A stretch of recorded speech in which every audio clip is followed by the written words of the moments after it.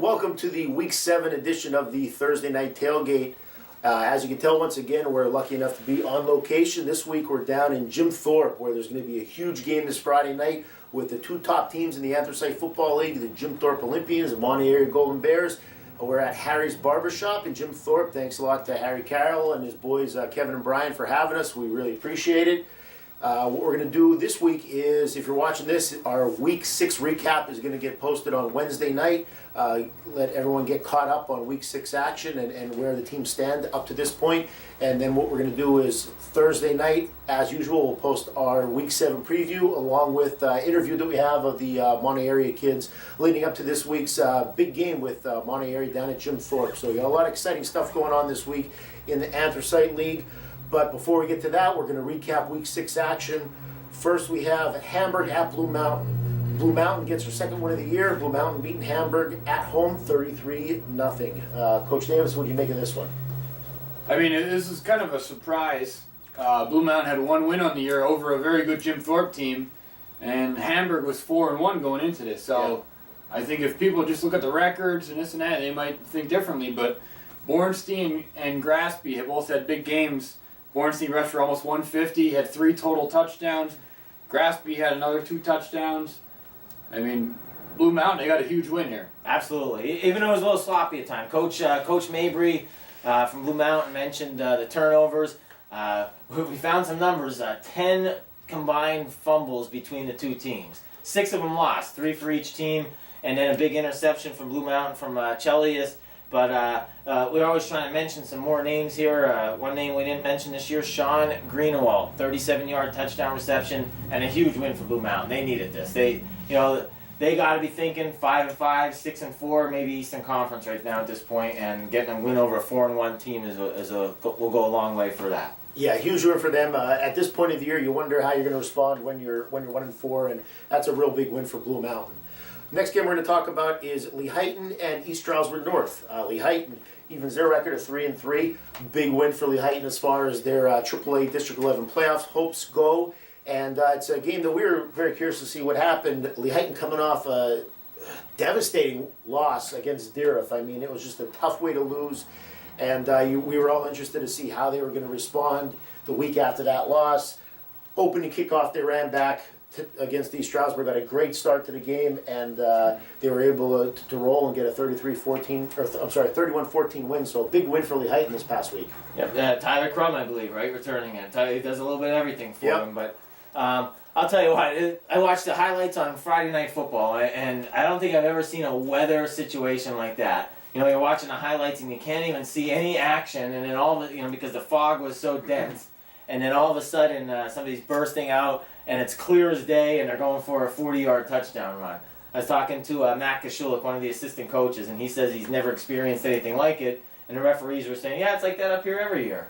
But I'll tell you, Lehighton, offensively, what they did was a defensive coordinator's dream. They controlled the clock, almost all on the ground, kept East Stroudsburg North off the field. Threw 6 passes only all game, 55 rushes for 294 yards, and defense coordinator Brian Miller and his staff on that side of the ball had to love that.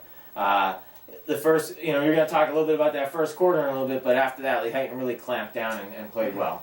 Yeah, speaking of the first quarter, I mean, I'm a defensive guy. 33 total points in that first quarter with 19-14. That's not what you expect as a defensive coordinator going into that game. You don't expect a shootout like that right away. But then, like you said, putting the clamps down on them, that's awesome. And settle the troops down, get back to your game plan, settle in, and that's awesome. Same guys coming up for Lehighton. Wyatt Clemens, sophomore, and Tom Ruzicka. They both had 2 touchdowns apiece. And we said it week in and week out. And Lehighton's going to be somebody you got to worry about next year when they come in the league. They're a young squad, and they're going to be very good. Yeah, and as far as District 11-3, they put themselves in a good spot. Mm-hmm. Most likely they're going to control their own destiny with that win on Friday night. So big win for Lehighton. Yeah, the weather was crazy. It reminded me of the Fog Bowl back in the day with the Eagles and Bears. But those highlights. Most of our viewers are a little young for that, though, Coach. But some of us out there know what you're talking about. Yeah, a few here remember that. Yeah, some of the guys in the gallery here. Okay, next game we got Monte Area, Carson Long. Monte Area rolls. Not a whole lot to say about this. Kind of exactly what we thought. Monte Area is up 55-7.5 and rolled. We thought Monte Area would get to play a lot of their younger kids, and that's pretty much what happened. Yeah, we kind of had this one pegged, and I think everybody kind of did. Yeah. You know, you weren't really afraid of a letdown here. Mono took the opening kickoff back. Mason Evans ran it back for a touchdown. They did have some other guys get in the action, which is, you know, that's going to happen. It's great to see. Alec Jackson and Brandon Donaldson both had interceptions for touchdowns. And then Ryan Buckman and Mason Ryan both had touchdowns. And one of the things, when we interviewed the Mono guys, I was talking to Coach Holman a little bit, they ran 26 offensive plays and scored 73 points. So that's almost like 3 points a play. That's pretty amazing right there for Mono to do. Now, they did have a kick return and 2 defensive, but still, 73 points on 26 plays, that's pretty awesome. Absolutely. And last week we said on the show here, we were hoping that, you know, Mono would resist that urge to run the score up, because we felt that they would have the opportunity. And some people might question 73 points. Did they run the score up? But, you know, we got to look at it a little bit. You know, that wasn't the case. Substitutes were in, and you can't argue with that. You know, you can't tell a young kid who's getting his first varsity action, don't run hard, don't try to score, you know, get tackled easily. You know, it is what it is in that situation, and I think Mono, Coach Holman did the classy thing, and, you know, he subbed early and often, and, you know, it's still 73 points. They're the number one, you know, we're going to mention this later, they're the number one scoring team in the state right now. So, but they did a nice job against Carson Long, and obviously undermanned Carson Long. Yeah, and I think that's a great point. I mean, we're all coaches here, and you get the subs in, but once those guys are in, I mean, you want them to play, and they want to play, and they deserve to play. They're there all week, you know, busting their butt at practice just like everybody else. But Monte Area, Carson Long, kind of what we expected, 73-7 Monte Area, setting up their big matchup this week. Next game we got is Minersville at Jim Thorpe.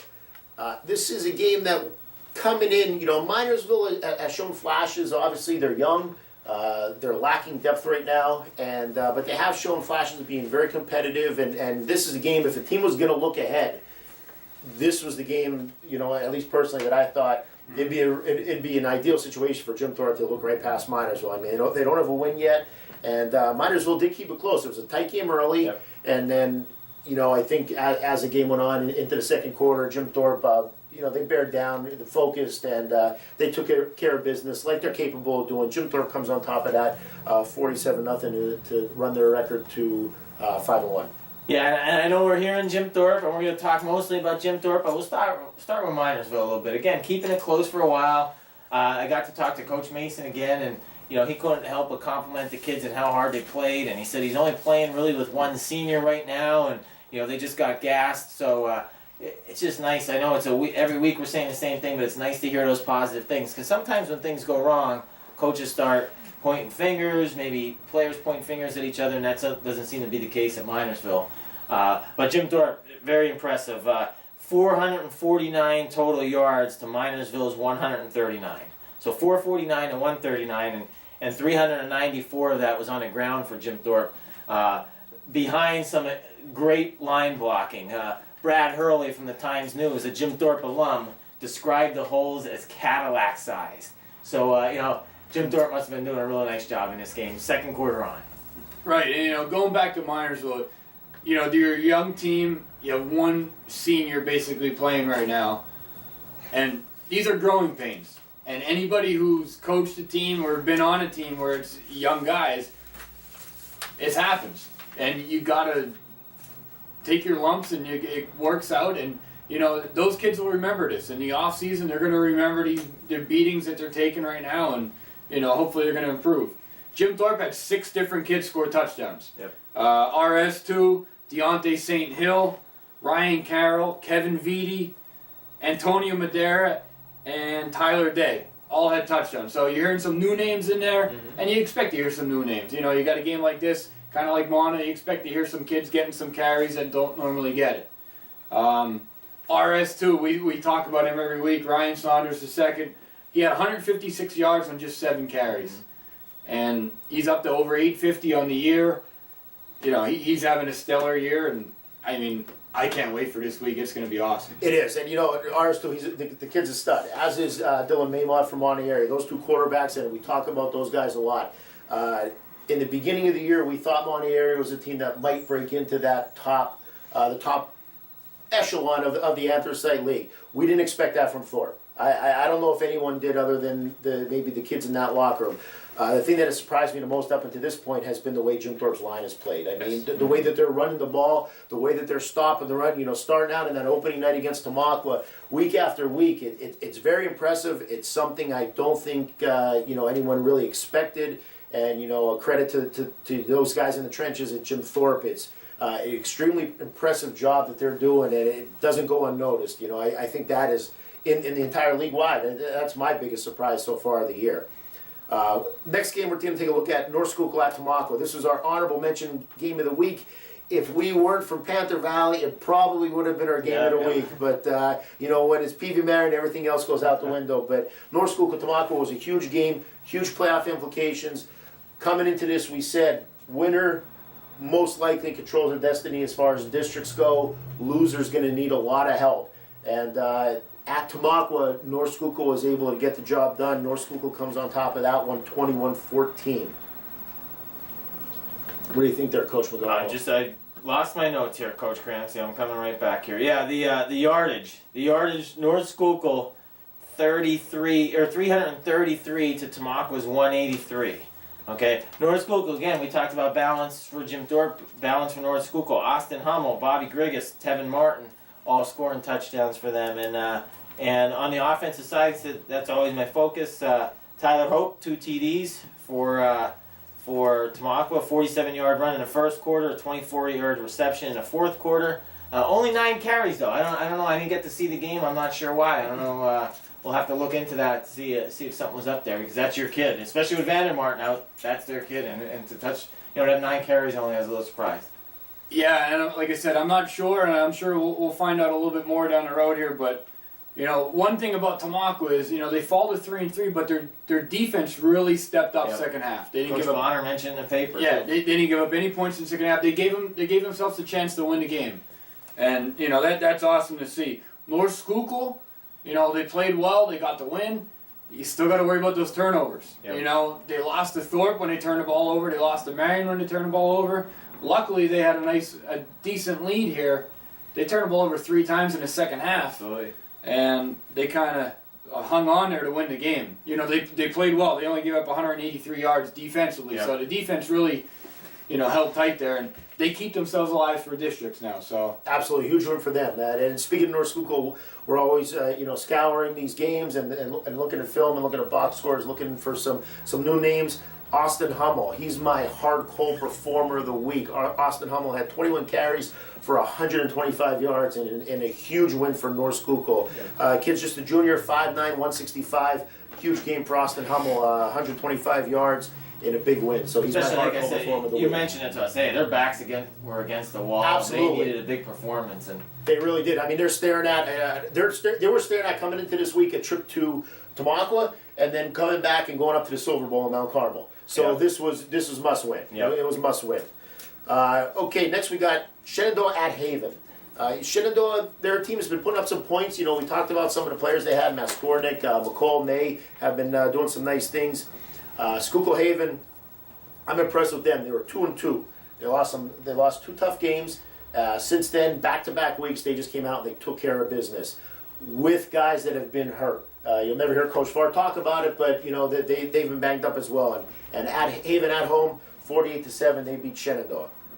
Yeah, and one of the big things, they switched things up a little bit. Haven, for people that know them, they're a wing type team, and they do a lot of unbalanced line stuff. But Coach Farr was mentioning they had to switch to the eye this week with their injuries, which again he didn't mention, but he said we switched to the eye, and they took Will Casella from his normal fullback position and made him a tailback. And he mentioned the outstanding job that Cody Metz,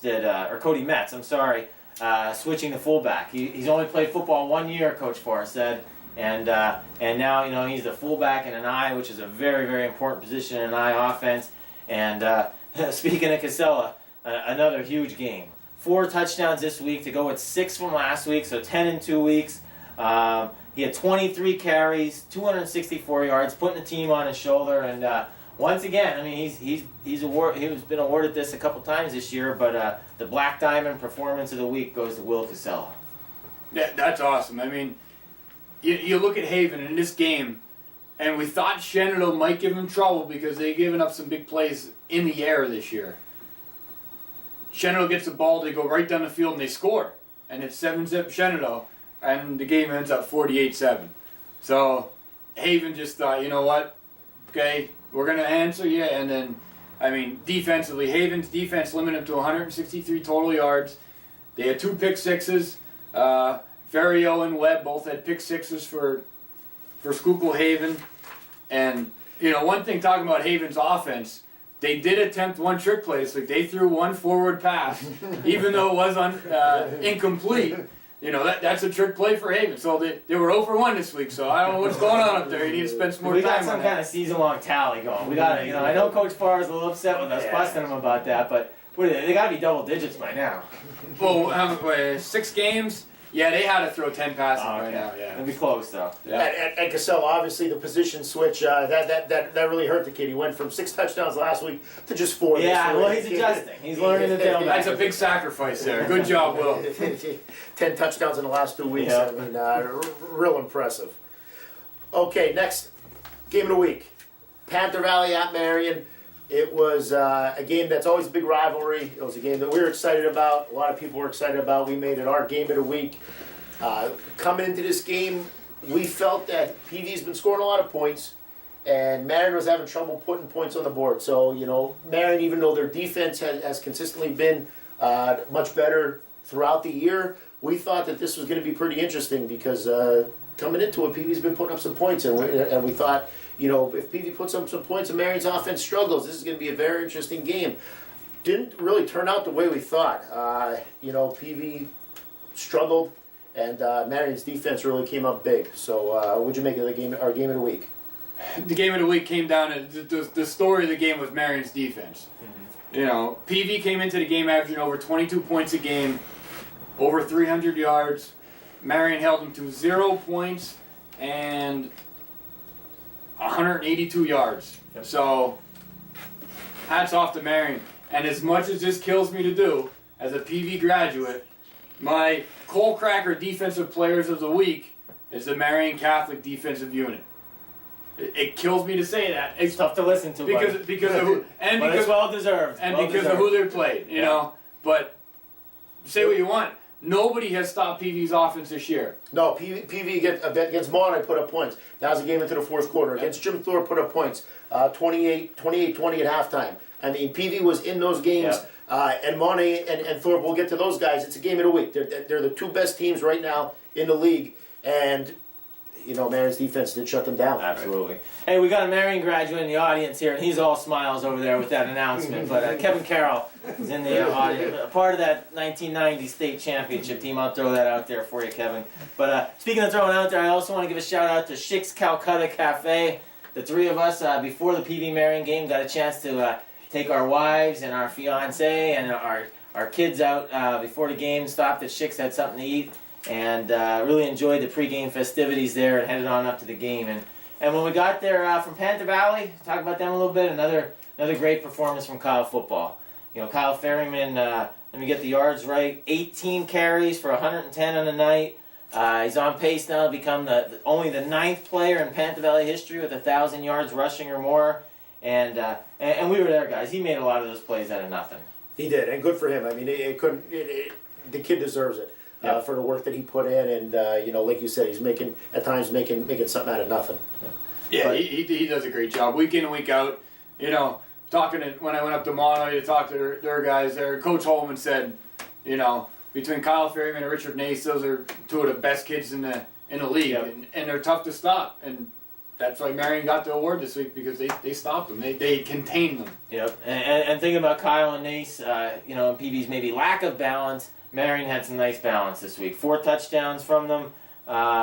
Obviously, Lucas, Damien, we talked about, Anthony Augusti, Badusky, and Sully also scored touchdowns. So, again, I think in most situations you're going to see balanced teams winning, especially later in the year, because once the teams start accumulating films, they could key on certain people whenever you got it narrowed down to 2 or 3, key players. And Marian's balance, like we've mentioned all night long tonight, balance, winning games. And Auguste for Marian, Auguste's he's a tough kid, and I think second half of the year he's going to cause problems for some teams. When he gets the ball in space, he's quick, he's shifty, he can make things happen, and he did. He's Friday powerful night. Too. He is. I saw him run over a couple kids the other night. And he came up with big plays in key moments of that game. And we kind of thought that he would be a key coming into this game.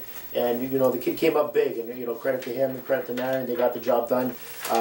Won our game of the week over Panther Valley, 25-0. So real quickly, we're going to wrap things up for Week 6 league standings. Jim Thorpe area at the top. We said coming into this year, we thought that there was a clear divide from the upper echelon of the Anthracite League temes.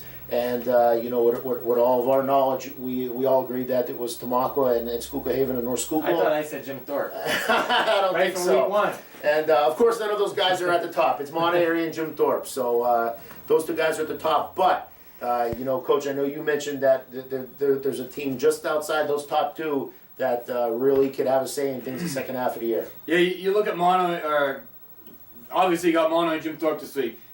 You look at Schuylkill Haven, and teams kind of stop talking about them right now. After the shutout loss to North Schuylkill. They got beat by North Schuylkill. They're 4-1 in the league, but they play Tamaqua, Jim Thorpe, and Mono yet. Yep. So they got the 2 teams that are ahead of them yet. So they control their own destiny. They went out, they're league champs. Yep. So, I'm looking for, a huge game this week, but Haven's right there, and nobody's talking about them, but I had to bring them up here. Yep, absolutely. And outside shots, we'll talk about that next outside bubble there, or later outside of the bubble. North Schuylkill and Marian with 2 losses. But right now, we're going to focus on those top 3 teams, Monterey, Jim Thorpe, and Haven. And, North Schuylkill and Marian with the 2 losses, and even Tamaqua with 3. The fact is those teams are capable of beating anybody, so they could, even if they don't get into that mix, they could certainly have a say in how things play out. So, any closing thoughts for Week 6? I think they should see the barbershop chair here. We're filming live from a barbershop. Coach Crampsey's in the barbershop. I don't know if It's you very can tell comfy. that, but It's very comfy. So I'll let you guys take a look at the barbershop chair and close things out. Hey, here's the barbershop chair. We're at Harry's Clippers, right? Yeah. And hey, we're here for the big game this week. Paul, you got anything to say? Hey, this is where it all happens. You see all the barbershop equipment here. $5 a haircut. The sign back there. This is what it's all about. Guys come in here every week talking about local football, and that's why we accepted the invite, because this is what we're about. The Anthracite Football League promoting the Cole region, and you won't find it any better than you will here. So make sure you tune in tomorrow night. We will be posting our Week 7 previews and our interviews with the Monterey area captains. So make sure you tune in tomorrow night.